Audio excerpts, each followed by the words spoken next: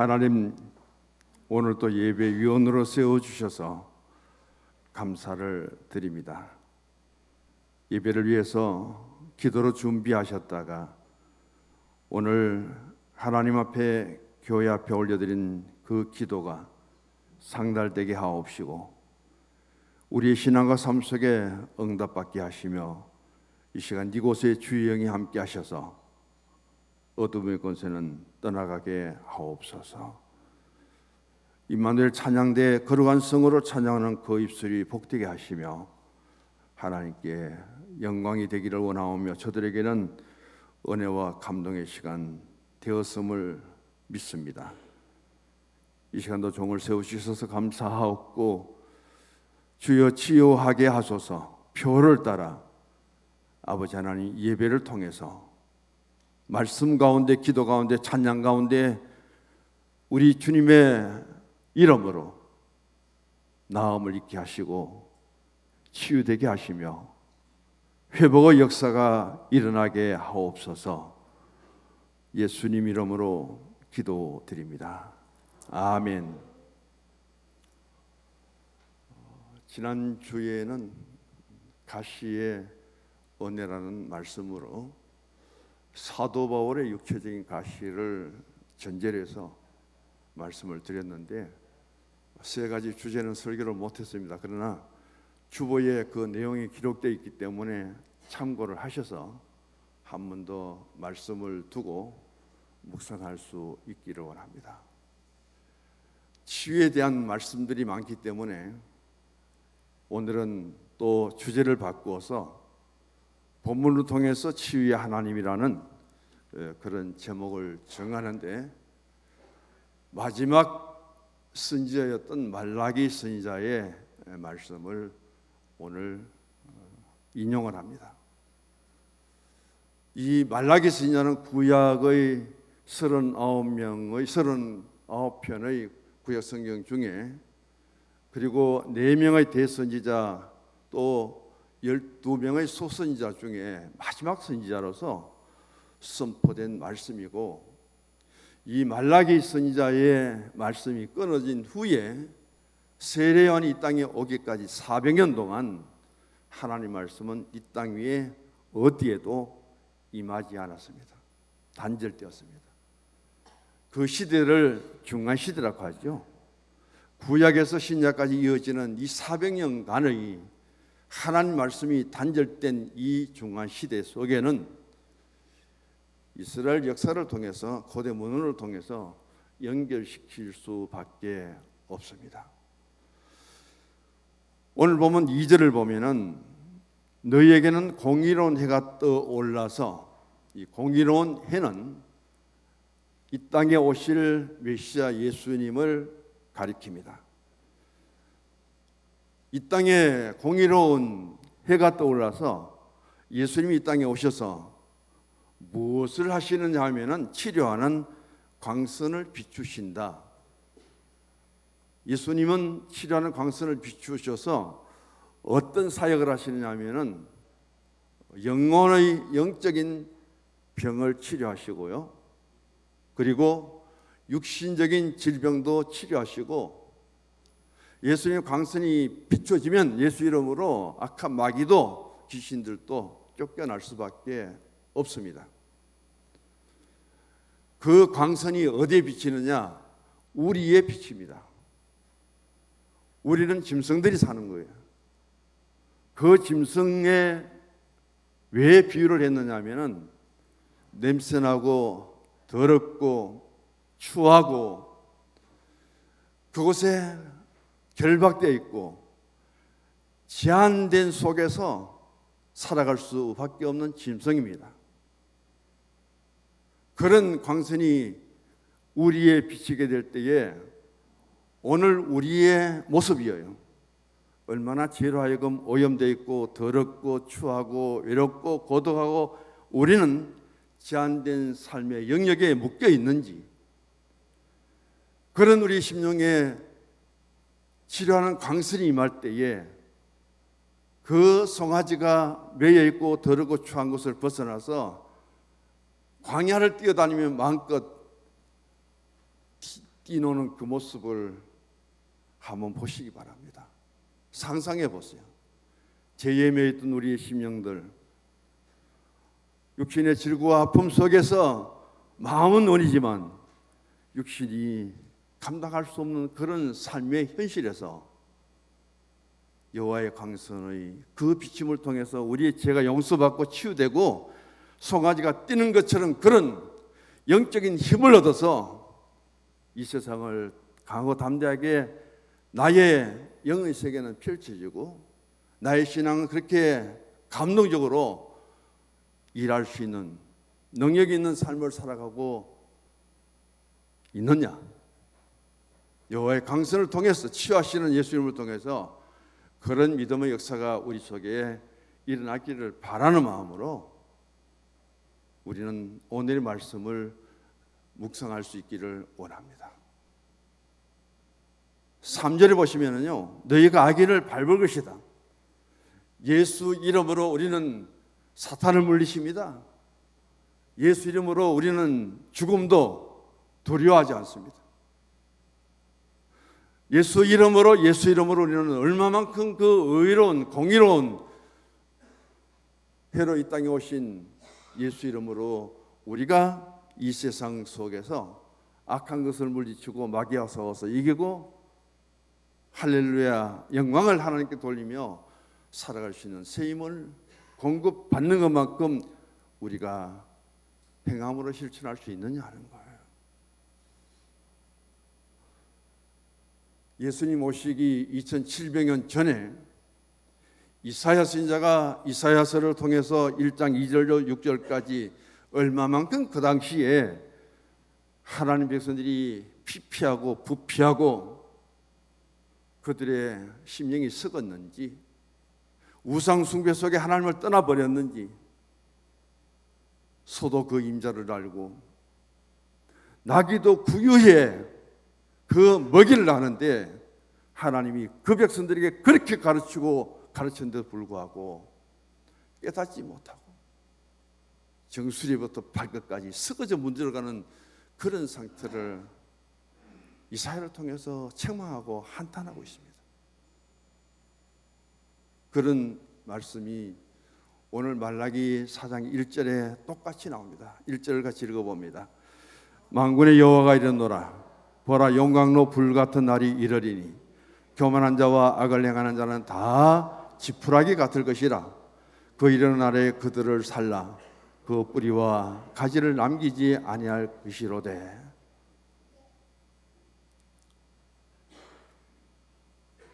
주보로 들어갑니다.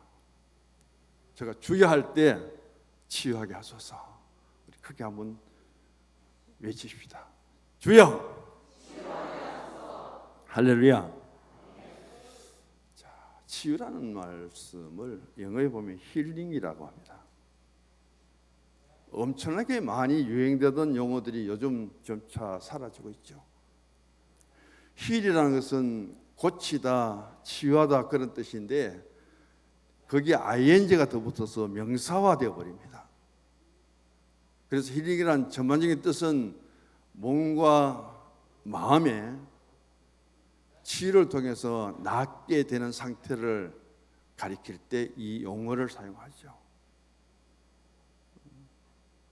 우리는 참 사는 삶 속에서 살아있지만은 치유를 받아야 되고 우리는 또 회복할 수밖에 없는 것이 인간이라는 존재입니다. 왜? 에덴 동산에서부터 아담과 하와가 하나님 앞에 불순종과 불신앙과 죄로 하여금 우리에게도 사람에게도 저주가 임합니다. 여자에게는 해산의 고통이 있고요, 남자에게는 땀을 흘리며 수고하는 노동을 주었기 때문에 우리 육체가 이 땅에 살아가면서 지칠 수밖에 없고 피곤할 수밖에 없어요. 내 몸이 피곤하고 지치고 내 마음이 상한 가운데 있다면 우리는 반드시 치유를 받아야 되는 거예요. 그렇기 때문에 이 땅에서 하나님께로부터 에덴의 그 낙원의 파라다이스의 삶을 잃어버린 사람에게는 지치고 상한 마음들, 그것 때문에 저절받아서 자녀를 해산하는 고통을 받아야 되고, 그 농사 일을 통해서 경작하는 일에 통해서 우리는 한계가 있습니다. 지칠 수밖에 없고 피곤할 수밖에 없고, 그럴 때 반드시 필요한 것은 치유를 받으면서 쉬어야 된다는 것. 그래서 요즘 공영방송에도 그렇지만은 각 종교단체에서도 굉장히 힐링이나 단어를 많이 쓰면서, 대표적으로 우리나라에 가장 재미를 본 곳은 불교죠. 불교에서 템플스테이라는 것을 만들어서 우리가 교회에 부흥회하는 것하고 여름 성야학교 수련회 캠프 그것하고는 달라요. 템플스테이라는 것은 정말 어떤 면에는 캐토릭의 시정의 집,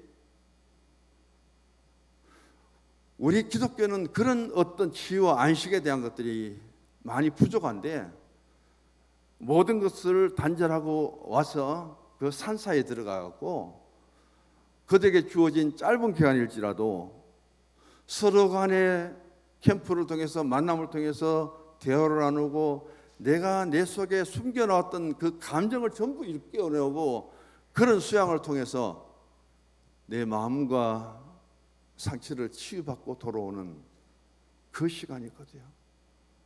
그걸 집중적으로 선전을 해서 템플스테이 불교에서 굉장히 재미를 봤습니다.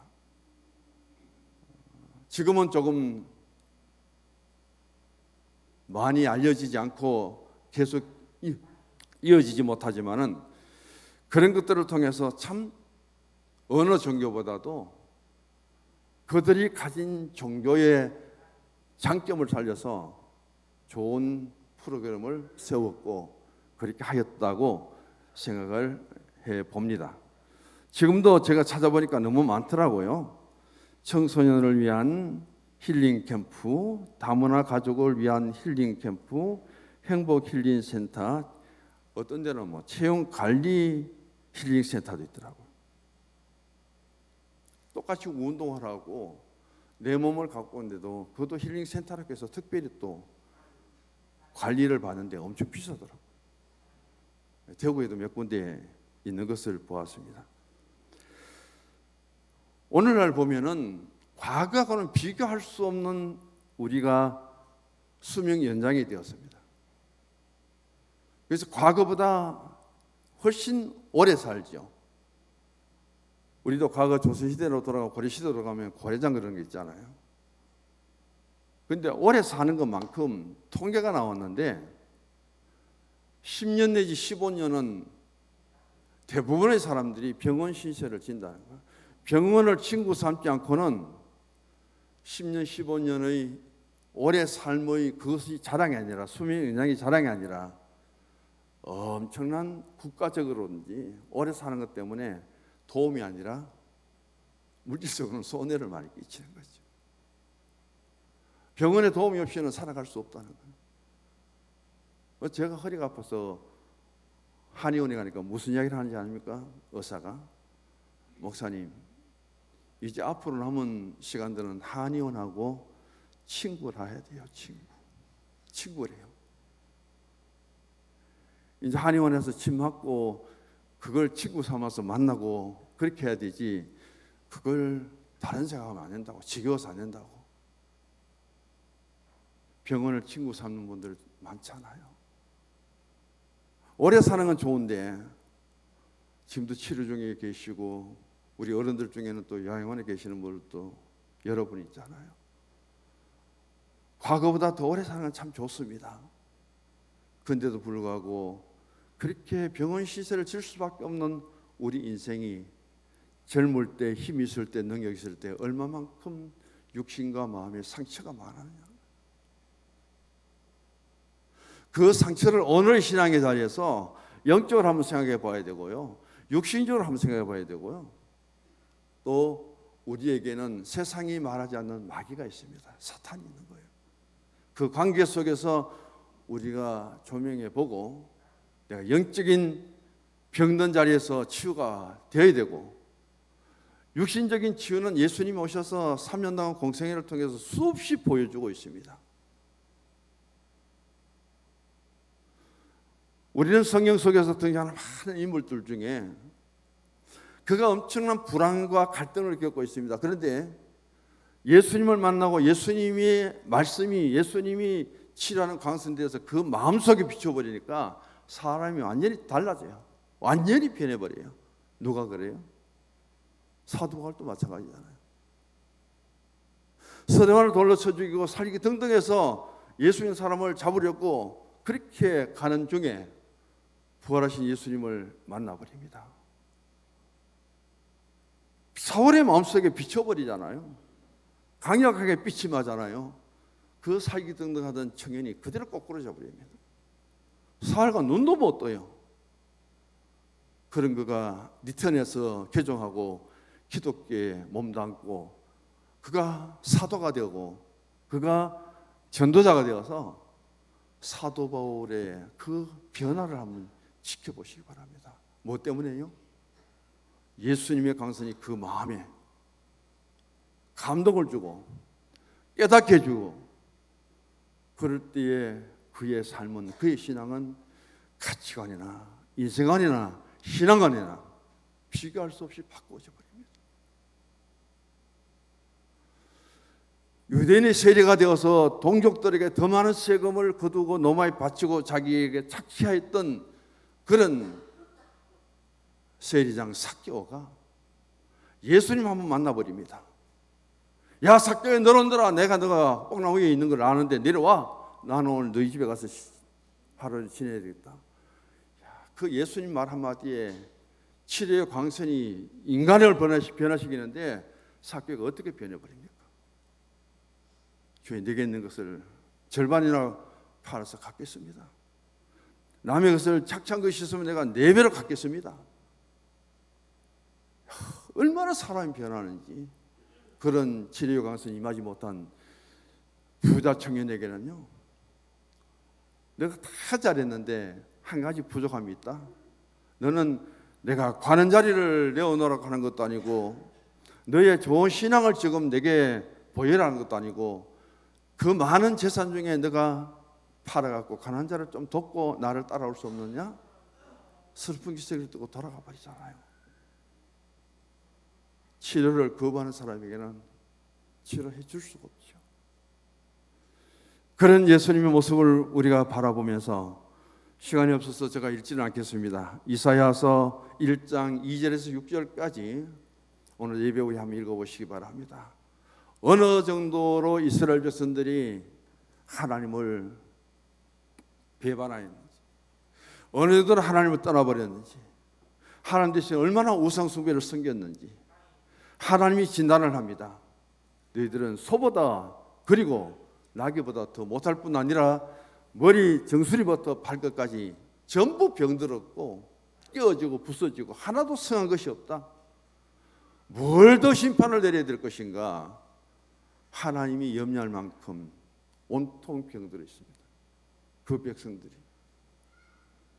하나님은 오랫동안 역사 속에서 수없이 선지자를 보내고 하나님은 복받기를 원하고 은혜 베푸시기를 원하시는데 말라기를 통해서 이렇게 엄한 선포가, 멸망에 대한 징계와 심판이 1, 2, 3장에 계속 부어지죠. 그런데 말라기가 4장에 들어와서 방향을 완전히 틀어버립니다. 상처받고 깨지고 부서지고 터지고 그런 상태 속에 머무는 것이 아니라 이 문제를 해결하기 위해서 앞으로 한 분이 오시는데 그분이 누구냐? 공의로운 해다. 지금까지 없었던 공의로운 해가 뜬다. 그분이 메시아다. 그분에게 무엇이 우리에게 치유의 도구가 되느냐 하면은 광선을 비춘다. 치료하는 광선을 비춘다. 그 치유의 광선이 내 영에 비치면은 내 영이 살아납니다. 그 치료의 광선이 내 육에 임하면은 죽은 자도 살리지요, 병든 자도 고치지요, 귀신도 내쫓지요, 눈먼 자도 뜨게 하지요. 예수님의 공생애 속에 예수님이 행하신 사역들을 보시기 바랍니다. 마가복음 5장이죠. 대단합니다. 마귀가. 그는 울부짖고 그렇게 소란치고 악하고, 얼마나 이 마귀의 권세가 힘이 되었든지 돼지 2,000마리를요 그대로 달리기 해가지고 물속에 들어가서 즉사시키잖아요. 야, 돼지 2,000마리가 어떻게 사람의 말을 그렇게 듣겠습니까? 한 마리도 움직이기 어려운데. 근데 이 마귀의 권세가 얼마나 세는지 돼지 2,000마리를 한 대 몰아가 바닷속에 들어가 다 빠져 죽이잖아요. 그런 권세 있는 사단도 예수님 앞에는 꼼짝을 못하잖아요. 얼마나 예수님 능력이 위대해요. 첫 번째 한번 보시기 바랍니다. 주보를 보시고요. 치유의 하나님은 치료하는 광선을 비추신다. 햇빛이 없으면은 모든 생명이 있는 것들은 제대로 자랄 수가 없죠. 오늘 우리가 이 땅에 살아가면서 생명 가진 존재들은 햇볕을 보아야만입니다. 햇빛이 있어야만 성장합니다. 사람이 지혜롭게 치료법을 많이 개발했는데 가장 좋은 치료법이 뭐냐면은, 소독법이 뭐냐면 광선을 통해서 치료하는 법, 광선을 통해서 소독하는 법. 이게 인간이 발견한 치료 중에 최고래요. 그래서 지금도 초음파도 그렇고 MRI도 그렇고 CT도 마찬가지죠. 우리의 몸 상태를 전혀 손상시키지 않고 그 광선을 통해서 몸 전체를 조각조각 어디가 상했는지 어디가 병들었는지를 진단해내잖아요. 이것보다 더 위대한 치료법은 없다는 거죠. 그래서 그 진단된 치료법에 따라서, 진단에 따라서 치료를 하면은 고침이 이루어진다는 겁니다. 그래서 의술이 대단하고 뛰어난 것 같죠. 그런데 통계를 보니까 영생집사님 뒤에 앉아 계셔서 그런데 맞는지는 모르겠습니다. 병원에서 의사들이 치료할 수 있는 병은 20%밖에 안 된대요. 맞아요. 80%는 의술로도 못 고친대요. 저는 뭐 인용했으니까 참고만 드릴게요. 병원에 가서 명의를 만나고 내가 병을 고치고 치료를 잘 받았는데 통계적으로는 그렇게 치료받은 사람은 20%밖에 안 되고, 치료가 다 고치지 못하고 그렇게 병들고 죽어가는 사람이 80%예요. 한순간순간에 드러나는 병은 치료받았을지라도 우리가 좀 더 산다는 것뿐이지 영원히 못 살잖아요. 결국 병이라는 것을 통해서 우리가 죽어가는 거예요. 병원에 가서 의사의 치료를 받고 내가 나았습니다, 할렐루야 하고 기뻐하지만은 내 생명이 잠시 연장된 것뿐이지 내가 다 치유된 건 아니라는 거예요. 그래서 우리가 병원에 가서 치료 잘 받고 오래 살고 건강한 것 같아도 그 범위는 20%가 안 되기 때문에 나머지 80%를 위해서 뭐 해야 돼요? 기도해야 됩니다. 그것은 하나님의 영역이라는 거예요. 하나님께 맡겨야 되는 거예요. 왜? 내 죽음까지는 살려낼 수 없습니다. 어디 있어요? 병원에서. 아무리 의술이 뛰어나도 내 죽음까지 건져낼 수 있는 의사는 없는 겁니다. 그런데 죽음을 뛰어넘어 우리에게 살리는 영을 통해서 살려주시되 부활뿐 아니라 영생까지 주시는 분이 하나님이십니다. 이름도 참 잘 타고났네요. 그리고 가장 중요한 것은 우리에게 영원한 생명을 주시는 거죠. 자, 여기에서 보면은 간단하게 세 가지 아까 말씀드렸듯이 병에 대한 말씀을 드릴게요. 첫째는 영적인 병입니다. 우리는 여러 가지 성경을 많은 곳에서 볼 수 있지만은 예로 마가복음 2장 말씀을 드릴게요. 여기 보면 내 친구들에게 도움을 받아서 중풍병자 한 사람이 들것에 실려서 옵니다. 장면부는 더 설명 안 하겠습니다. 지붕을 뚫고 내립니다. 예수님 앞에 내린 것을 보시고 예수님이 하신 말씀은 딱 한마디예요. 무슨 말씀이요? 내 죄사함을 받았느니라. 내 죄사함을 받았느니라. 이 사람은 자기가 일을 쓸 수도 없어요. 걸을 수도 없습니다. 자기 스스로는 어떤 것도 할 수 없는데도 불구하고 4명의 친구들이 이 친구를 들것에 태워섭니다. 근데 참 재밌는 것은요, 이 중풍병자를 내 친구들이 불쌍히 여기고 너도 우리처럼 건강해야 되겠다고 내 친구들이 가만히 있는 이 친구를 들것에 태워서 싣고 그 복잡한 데 가서 길이 없으니까 지붕을 뚫고 내렸을까? 아니면요, 내가 병들고 도저히 고칠 수 없는 그 상태 속에서 내 친구에 연락합니다. 야, 예수님이라면 나의 중풍병도 고칠 수 있고 내가 일어날 수도 없고 내가 활동할 수 없는데도 불구하고 그 예수님 만나서 나도 치료받을 수 있지 않을까? 나는 치료받을 수 있다고 생각하는데 내 친구들이 나를 좀 도와줄 수 있느냐? 어느 게 맞는 것 같아요? 어느 게 맞아요? 이 친구가 불쌍해서 내 친구가 달려가서 그렇게 싣고 왔습니까? 아니면 이 친구가 나도 건강을 주님 앞에서 고침받기 위해 치유받기 위해서 친구에게 요청했을까요? 병든 사람이 친구에게 요청했다고 봅니다. 그만한 믿음이 있는 거죠. 그래서 친구들에 의해서 지붕을 뚫고 내려갔는데 예수님은 내 병을 고쳤다, 치유하시는 예수님이 아니라 내 죄사함을 받았느니라. 이 사람의 중풍병자는 어디에서부터 근거됐다고요? 죄 때문에 온 것으로 그렇게 평가합니다. 죄 때문에 평가하는데 죄 때문에 입었던 내 중풍병이 죄사함을 받는 즉시로 낫게 됩니다. 육신도 낫게 되고 그 낫게 될 뿐 아니라 그는 그 영이 주님께로부터 완전히 치료됨을 얻었다는 거죠.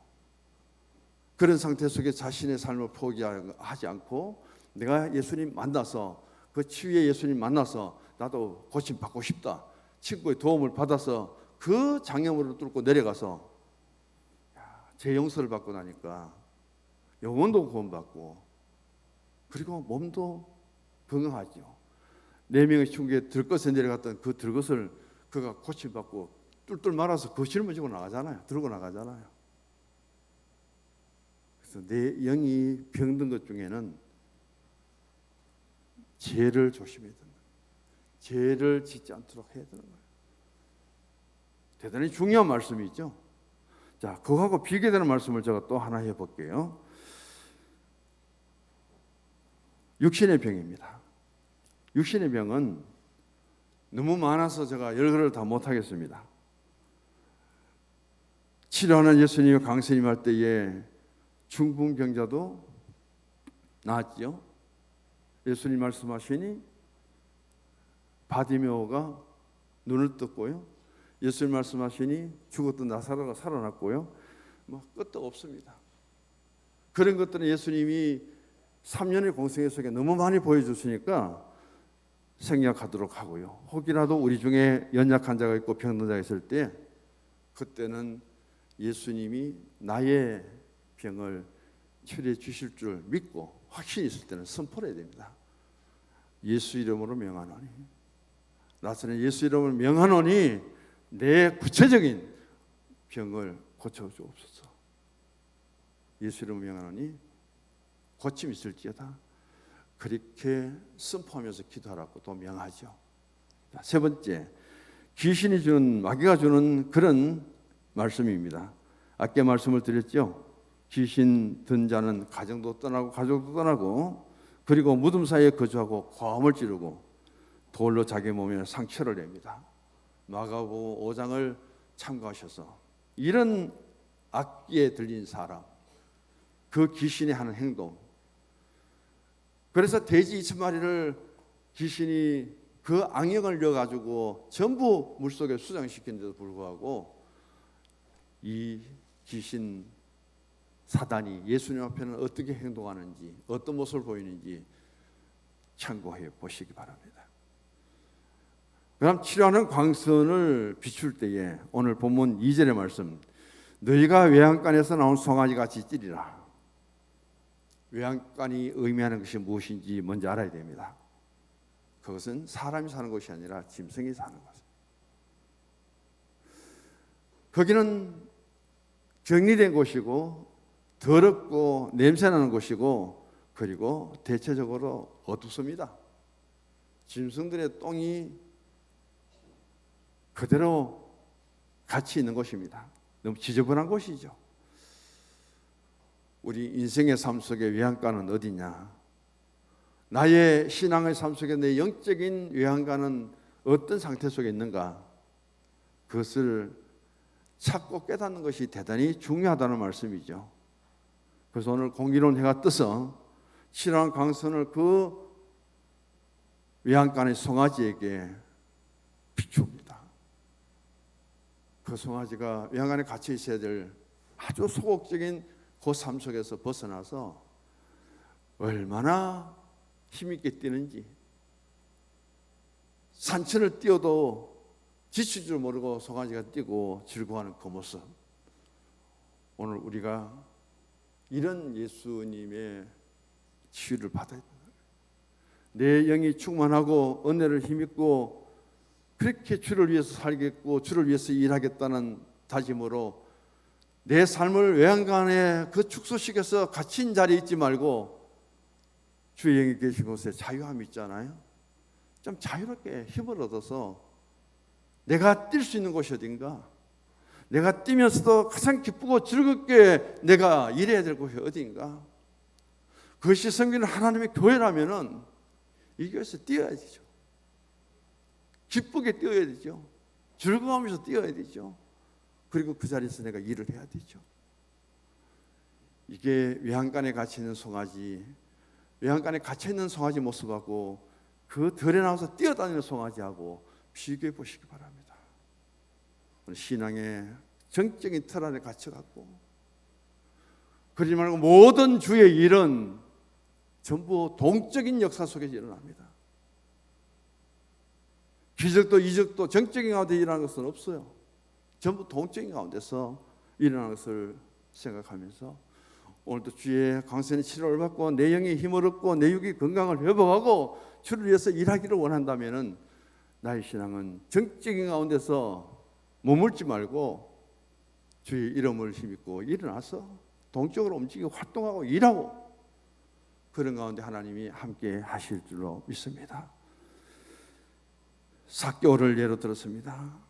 그에게 주어진 기쁨, 단 한 번의 예수님 만남, 그걸 통해서 그 마음속에 불안하고 걱정하고 염려하고 그러던 것이 예수님 말씀 하나에 다 녹아오죠. 완전히 깨어지는 거예요. 부자도 필요 없습니다. 잘 사는 것도 필요 없어요.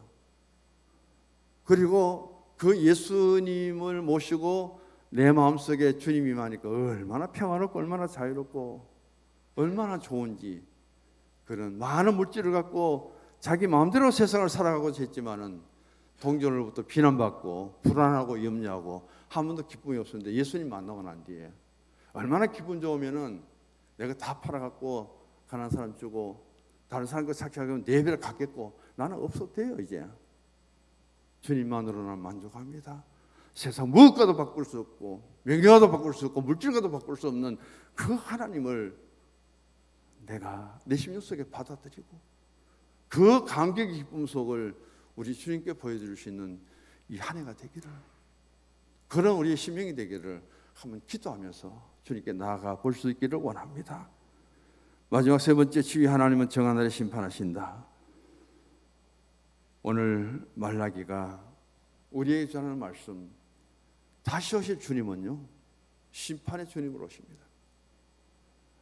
말라기가 예언했던 공의로운 해 같은 예수님 오셔서 이런 영적이고 육신적이고 그리고 마귀로부터 해방을 시키시고 우리에게 주어진 이 위대한 일들을 하겠다면은 다시 오실 주님은 심판의 주님 오십니다. 그 주님 앞에 우리는 심판받는 자가 아니라 우리는 함께 심판의 자리에 서게 된다. 심판할 수 있는 자리에 서게 된다는 그 말씀이 오늘 말씀 3절의 내용입니다. 자, 그렇다면 결론적인 말씀입니다. 나는 어느 편에 서야 될 것인가? 나는 내 심령 속에 메시아 의로운 해로 오신 예수님을 통해서 내 영에는 내 육신적으로 치료하는 광선이 예수 그리스도의 빛이 어떻게 지금 내게 비춰지고 있는가? 그것을 받지 못한 자는, 그것을 받는 자는 바로 차이점은 여기에 있습니다. 주보 마지막 같이 결론 읽습니다. 공의의 해가 되시는 예수님을 나의 마음에 영접하면 참 평안과 은혜를 채워주실 것이다. 평강이 임한다. 영과 육의 병을 고치신다. 더러운 귀신을 쫓아내고 승리의 삶을 살아가도록 인도하여 주신다. 아멘. 주의 하나님, 금년도 표가 주여 치유하게 하소서.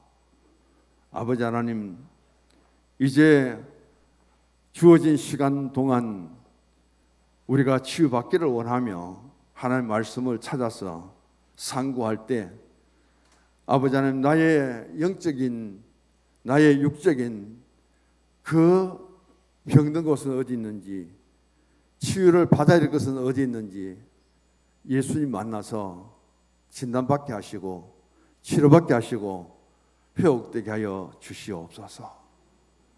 그러면 하나님은 우리가 다 영적으로 육신적으로 치유받아 아버지 하나님 정적인 올무에 우리에 갇혀있는 신앙이 아니라 아버지 하나님 치료하는 광선이 우리에 비춰버리니까 거기에 갇혀있던 송아지가 뛰어나와서 그렇게 뛰고 기뻐하고 즐거워하며 그의 활동의 영역을 넓혀가듯이 성서중앙교회 안에 여호와의 광선에 치료하는 하나님의 빛을 받아서 이런 변화와 이런 역사가 일어날 수 있도록 주께서 복을 내려 주시옵소서. 예수님 이름으로 기도드립니다. 아멘. 일어나셔서 행복